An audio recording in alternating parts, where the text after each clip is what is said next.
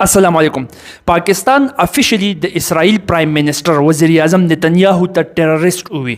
دهشتګرد ورته وي. د سټیټ په لیول باندې افیشلی دا کار وکړه. ګوره څنګه به چې امریکا شوله یا مغربي دنیا شوله، د یونایټډ نیشن په ترو باندې به هغوی ملا عمر شو یا اسامه بن لادن شو یا داسې نور کسان شو، هغوی به ایز ا ټیرریسټ ډیزیګنیټ کړل چې دا دهشتګرد دي. دغه شانته کې افیشلی پاکستان سټیټ د اسرائیل پرایم منسټر د اسرائیل وزیر اعظم نتنیاهو ته ټیرریسټ ووی چې دا دهشتګرد دی. او دا څنګه ګوره یو څو ورځې مخکې تحریک لبیک پاکستان TLP نومي پارټۍ درنه وکړله، او هغه درنه هغوی د فلسطین سره د یکجهتۍ په باره کې وکړله، او ورسره پاکستان سټیټ ته یو څو ډیمانډز کېښودل چې زموږ دا ډیمانډز ومنلی شي. ګوره د جنګ خو تقریبا په غزه کې چې کوم سټارټ شوی دی د هغې 8 میاشتې وشوې، 8 میاشتې بعد دوی راپاڅېدل. پته نه لګي چې 8 میاشتې په کوم ځای کې وو، خو اني هاو راپاڅېدل بیا هم او ډیمانډز د پاکستان سټیټ مخې ته کېښودل. هغه ډیمانډز څه شي؟ 3 ډیمانډز چې دا دې زموږ ومنلی شي موږ احتجاج ختمو. هغه 3 ډیمانډز دا دي. نمبر 1 ډیمانډ دوی دا وکړو چې داسې کار به وکړي چې په ملکي لیول باندې، په سټیټ په لیول باندې به چې د اسرائیل کوم پرایم منسټر د وزیر اعظم د نتنیاهو هغه ته به دهشتګرد وي. اوس حقیقت دا دی چې دهشتګرد خو دی د 39,000 نه سیوا خلک، د یو کم 40,000 نه سیوا خلک چې کوم انډر ریکارډ راغلي دي، دا په فلسطین کې بېګناه سیویلینز مړه شوي دي، دا انډر ریکارډ راغلي دي. مطلب آف د ریکارډ که ته ګورې چې کوم پکې نه دي حساب شوي هغه د دې هم سیوا دي. نو چې دومره خلک یو دومره انسانان په دومره غټ مقدار کې، عام انسانان عام سیویلینز یو کس مړه کوي، د هغه په حکم مړه کېږي، خو ظاهره خبره د دهشتګرد څخه کړې، خو نه خو هغه ته دهشتګرد وي. نو پاکستان ته هغوی دا ډیمانډ کېښود، او پاکستان هم افیشلی، پاکستان په دنیا کې واحد هغه ملک دی چې افیشلی نتنیاهو د ټیرریسټ وي چې دا ټیرریسټ دی، دهشتګرد دی. نمبر 1. نمبر 2 ورته دا ډیمانډ کېښود چې پاکستان به غزه له امداد لیږي، دوایانې به ولې لیږي، خوراکونه به ولې لیږي. نو خو د پاکستان د مخکې نه لیږلي دي، هغه یې ولې ومنل چې نور به هم لیږو، په زیات مقدار کې به لیږو چې څومره زمونږ د ریلیف پیکیج اوس کېږي عمر او فلسطین سره مونږ امداد کوو، خوراک او دوایانې به ولې لیږو. 2 ډیمانډ شو. د دریم ډیمانډ اوس د اورېدلو ډیمانډ دی. هغوی ورته وایي چې داسې کار به وکړي چې د اسرائیل په کم کاروبار کې، په کم پراډکټس کې لږ غونتې حصه، لږ غونتې کې شیر وي، لږ غونتې کې ټزم وي، نو د هغې نه به بایکاټ کې، د هغې نه به ټوټل مونږ بایکاټ کوو. اوس به د دې لپاره پوره کار کېږي. کار به څنګه کېږي؟ د وینا مطابق چې د دې لپاره به یو خاص اپلیکیشن جوړېږي، په موبایل کې خلک اپلیکیشنز انسټالې کړي، داسې یو اپلیکیشن به جوړېږي، او هغه اپلیکیشن به بار کوډ انالایز کوي، بار کوډ به ریډ کولی شي. بار کوډ څه شی دی؟ دا کرلی نه دا کرلی، دا د هر یو پراډکټ خپل یو کوډ دی. دا چې کله ته دې ته ونیسې بار کوډ انالایز کړي، نو د دغه پراډکټ په باره کې چې څه ډیټیلز دي، دا په کوم ځای کې جوړ شوی دی، د چا دی، څه قیمت دی، هغه ټول ډیټیل به تا ته راواوړي. نو دغه شانتې کې اپلیکیشن به دی وایي چې موږ جوړوو چې هغه بیا کله موږ بار کوډ ته ونیسو که نه، نو چې هغه بار کوډ نه موږ ته ډایرکټ پته لګي چې دا پراډکټ د اسرائیل دی که نه دی، هغه اپلیکیشن به تا ته کلیر کټ وایي.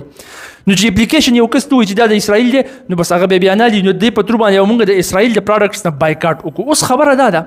چې د اسرائیل سره خو د پاکستان تجارت نشته، پاکستان خو اسرائیل د سټیټ منلی نه دی، تجارت به د کوم ځای نه وکړي، او د سپي او پیشو خو دا دښمني خو خټیټه د یو بل سره ده.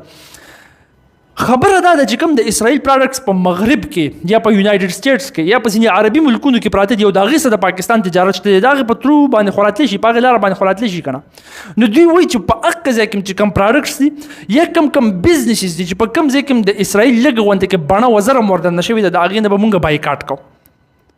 اوس که تو ګورې په ټوله دنیا کې، نو د نیمې نه سیوا کاروبارونه په ټوله دنیا کې په ګلوبل لیول کې چې کم هم ته کاروبار ګورې، نو په دویم کاروبار کې به د اسرائیل څه ناسه شیر وي، اسرائیل به پکې څه ناسه خپله وردنه کړي، حصه به یې پکې اخیستي. اوس دې ته په ریل کې کتل دي چې آیا د ټولو کاروبارونو نه چې په کوم ځای کې اسرائیل لږ ورننوتی، د ده نه بایکاټ ممکن دی؟ مطلب یو قسم د دنیا نه ځان آیسولیټ چې په مغرب کې کم کاروبارونه دي، په عربي ملکونو کې کم کاروبارونه دي، په یونایټډ سټیټس کې یا په هر ځای کې دي، چې په کوم ځای کې د ده لږ غونډه کې بڼم ورننوتې د حصه پکې شته دی د اسرائیل، د هغه نه ته بایکاټ وکړي، د دنیا نه به آیسولیټ نه شي. دا سیس په ریل کې پاسیبل دی که نه؟ یو. دویمه خبره ده چې چلو ته په څه طریقه باندې بایکاټ وکړي، ځان یوازې آیسولیټډلی ځان ودرې، مضبوط ودرې، ستا سره چې کوم ستا نور مسلمانان رونه دي، مسلم کنټریز دي، هغه د دې قابل دي چې بایکاټ وکړي، هغه ستا سره ودرېږي چې په یو ځای باندې بایکاټ وکړي، چې بایکاټ کوي چې نقصان خو ورسي که نه، داسې نه چې ته بایکاټ وکړي او نقصان هغه ته د رسېدلو په ځای باندې تا ته در ورسي، ځکه چې باقي کوم کسان دي هغوی ته بایکاټ نه کوي. لکه مثال کې طور پر که ته وګورې که نه، اوس د اسرائیل داسې کار وکړو چې یوه بله نخره یې وکړله، په یمن باندې ډایرکټ حمله وکړله، یمن په سټیټ باندې حمله وکړله، بالکل انټرنیشنل لاز یې تس نس کړل، انټرنیشنل لاز خو د هره پرې تس نس کړي، ځکه خو د ټیرریسټ وایي. دې خو وګوره دا اسرائیل شو، دا اسرائیل دی، او دا یمن دی، په منځ کې سعودي عرب راځي، په دې یمن کې دي حوثي باغیان،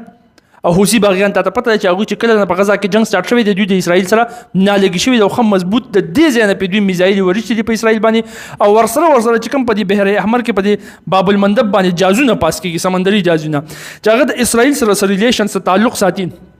هغه مول ختم کړی دي. نو دوی اوس د کار وکړو چې د هغه ځای نه زه ته د میپ لګونته کې غټ کم دی خو وګوره دا د اسرائیل ایریا ده صحیح شوله اسرائیل ایریا د پکې فلسطین غزه او دار سدي دی خو دا یمن دی اوس د یمن دا ایریا نه ده په دې ځای کې حوثي باغیان دي او په دې ځای کې غشب جازونه زی راځي په باب المندب باندې چې دوی ولولي او د دې ځای نه ډایرکټ میزایل زم په اسرائیل باندې سو پیری ورشتي دي. اوس د اسرائیل د دې ځای نه F-35 جازونه را پاسولي دي او 2 ورځې وشو او سیده راغلي دلته کې بمونه ورولي دي خو مضبوطه او واپس تللی دي دلته کې راغلي دي لینډینګ کړی دی. اوس خبره دلته کې د سوچ دا ده چې د دې ځای نه جاز را پاسي او یمن ترازی نو په منځ کې خو غټ پټ سعودي عرب کینګډم اف سعودي عربیا راځي کوم د دې مطلب دا یو د سعودي عرب ایر سپیس استعمال کو مطلب سعودي عرب ولا د خپل ایر سپیس استعمالولو اجازه ورکو چې د یمن خلاف ته دلته کې کاروایی ورکا. اوس سعودي عرب خو د دینه افیشلی انکار کړی چې مونږ ول اجازه نه دی ورکړی خو دلته کې سړی لږ سوچ وکړي که نه نو د یمن د حوثیانو سره الریډي سعودي عرب هم په خپله جنګېدلی د دې سره نه لګي ځکه چې سعودي عرب د ایران سره نه لګي او د حوثي باغیان د ایران یوه پراکسي ده نو د خپل منځ کې هم جنګونه کړي دي یو او بل سعودي عرب په ویژن 2030 کې د هغې په ویژن 2030 کې دا شامل دي چې موږ خپل اکانومي بوسټ کوو ډایورسیفای کوو نو روغې به هر طرف ته کوو نو د اسرائیل سره به هم پکې روغه کوو هغه د IMF کوریډور هغه خبره چې روانه وه هغه ځای کې د حمله وشوه 7 اکتوبر تاسو ما په هر یو څیز باندې پوه کړی وي د هغې نه دا مسله شروع شوله نو هغه داسې ښکاري چې سعودي عرب د اسرائیل دومره خلاف هم نشي تللی نو بیا چې دغه پوینټس ته سړی وګوري نو ښکاره داسې شي چې یاره اسرائیل به خامخا د دې ایر سپیس استعمال کړی دلته به راغلی واپس به تللی نو چې یو مسلمان ملک د خپل ایر سپیس انکار نشي کولی د یو ملک نه کوم ملک چې په هغه ځای کې الریډي جنګ سټارټ کړی دی نو هغه نه به دی بایکاټ وکړلی شي. دا یو مثال ما در کو داسې ورسره ته د جارډن مثال اخیستی شي کوم چې ایران هغه ځای نه میزایل دی راایستلي او هغه ولې په هوا کې غرقې کړی وي داسې نور هم ځینې مسلمانان ملکونه چې د اسرائیل سره ټریډ ساتي او اسرائیل مني م ایز ا سټیټ هغوی خو بایکاټ کوي نه که نه نو چې اوس هغوی بایکاټ نه کوي او ته په یوازې باندې بایکاټ کوي نو د دې نه به چېرته هغه خبره خو نه جوړېږي وایي هغه شیشه چې په ګټو وغورځېږي یا ګټه په شیشه راوغورځېږي ماتېږي شیشه د اکانومي په لحاظ څه دا خبره کوم نو دغه ځای ته په یو ریل ګراونډز باندې کتل دي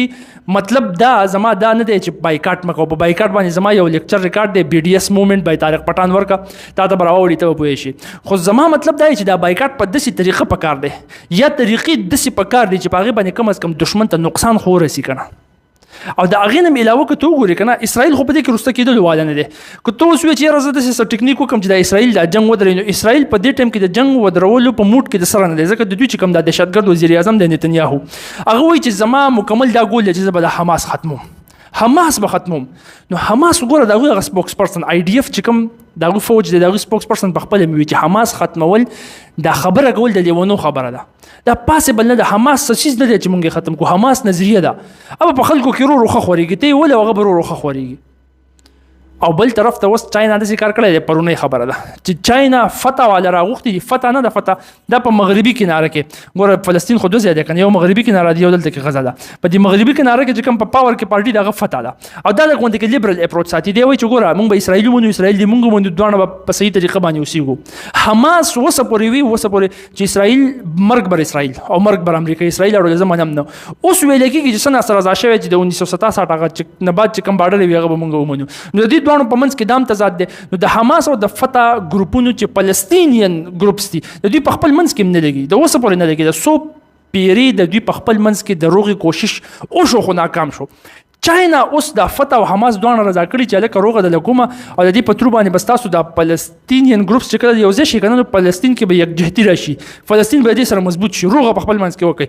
دواړه یې رضا کړي دي چې جنگ به ودرو د هغې نه بعد به تاسو په شریکه باندې حکومت کوئ نو اوس دې خو د امریکې په پوزه کې دم ور واچو امریکا هم ویرېده چې دا خو دا شیخ زمان ورو په دې روغو موغو کې مخکې کېږي ځان یې جرګمار جوړ کړی دی بل ورځ سعودي عربو د ایران روغه کړی دی اوس د دوی روغه کوي نو هلته کې هغه هم اسرائیل له تیلی ورکوي او اسرائیل هم بار بار وایي چې یاره مونږ د جنګ نه بعد کو حکومت منو که نه نو حکومت کېدی شي د فتح ومنو خو د حماس نه منو حماس به مونږ مکمل ختمو هغه ته ما پوه کړی چې حماس یو نظریه ده هغه به ختمې څنګه ته به خلک ختمې هغه په نورو خلکو کې خورېږي بیا به هغه هم ختمې بیا به په نورو کې خورېږي بیا به هغه هم ختمې نو ختمېږي به څنګه